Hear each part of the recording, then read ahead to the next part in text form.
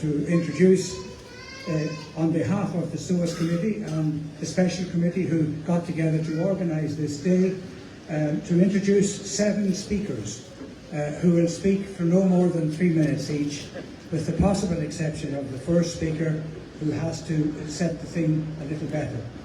But each of the speakers will be making a point. There will be speakers from the SOAS committee, farming committee, tourism, business, sports, industry,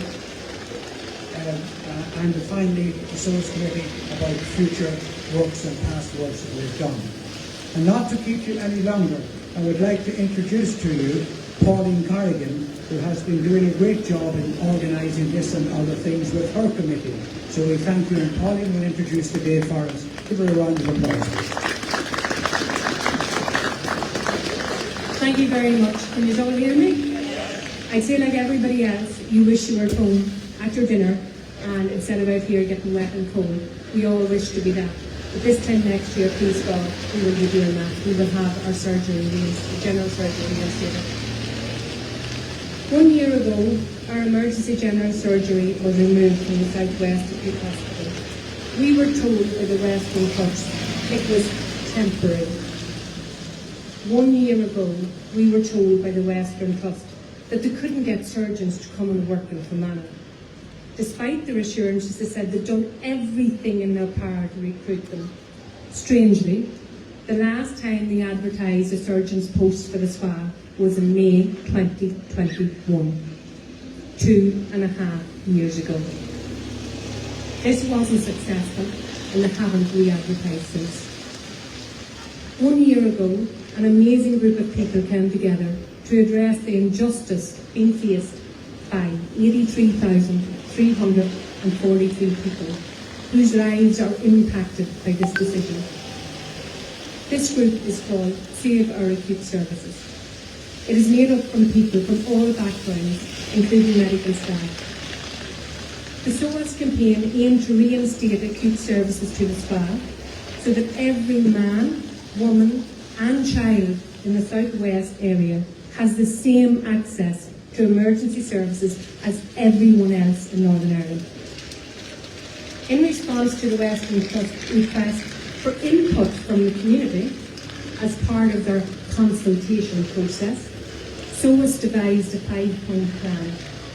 Like many of you here today, I had attended various public meetings about the entire issue, which felt really helpless in many ways. However, on the 13th of March, I attended a meeting in Fermanagh House hosted by SOAS. After listening to the explanation of your 5-point plan, I can honestly say it was the first time I felt hope. Hope that there was a way forward. Hope that our emergency general surgery would be restored.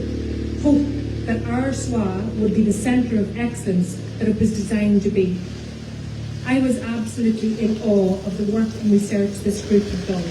And in truth, it would have been very hypocritical of me if I had walked out of that meeting and left it to others to campaign on my behalf and my life. Therefore, I had no hesitation whatsoever in getting on board and duly signed up with my sister Pauline to help. Over the next 2 weeks, approximately 10 of us volunteers brought the 5-point plan to farmers, businesses, churches, homes throughout Fermanagh and South Tyrone. In all, 30,268 people backed the 5-point plan. These were presented to a representative of the Western Trust on the SOAS on April the 5th. When the findings of the consultation process were published, the Western Trust said they had 101 responses. They counted our 30,268 responses as one. Such an insult to us, the people of Fermanagh and South Tyrone. What right has the Western Trust to treat us with such disdain, and why are they getting away with it? The SOAS committee continued to meet weekly, and it was decided to hold a family fun day to give the community an opportunity to say thank you to the staff of the SOAS as they're continuing to work in very stressful circumstances. The event was planned for September the 2nd at the Broadmeadow. We had an 88-page risk assessment before we could hold the event. 88 pages for a 3-hour family fun day where the biggest risk posed was face painting. The SOAS committee submitted many freedom of information requests to many public bodies, including all of the health decision makers in Northern Ireland. Among many other things, these have disclosed information which we do share and will continue to do so. One of these requests was to the Western Trust to obtain a copy of their assessment that should have been completed prior to the removal of our emergency general surgery. And guess what? There was no risk assessment undertaken. Face painting, 88 pages. Our lives, none. Why does the Western Trust act as if they are above the law? The SOAS committee submitted a request to the Department of Health for a copy of the minutes of the meeting at which the decision was signed off to remove our emergency general surgery. And guess what? There was none. Again, we should all ask why the Western Trust act as if they are above the law. And why is it possible that the Department of Health approved this action when no risk assessment was undertaken? So many lives have been impacted by this disastrous decision by the Western Trust from all age groups and backgrounds.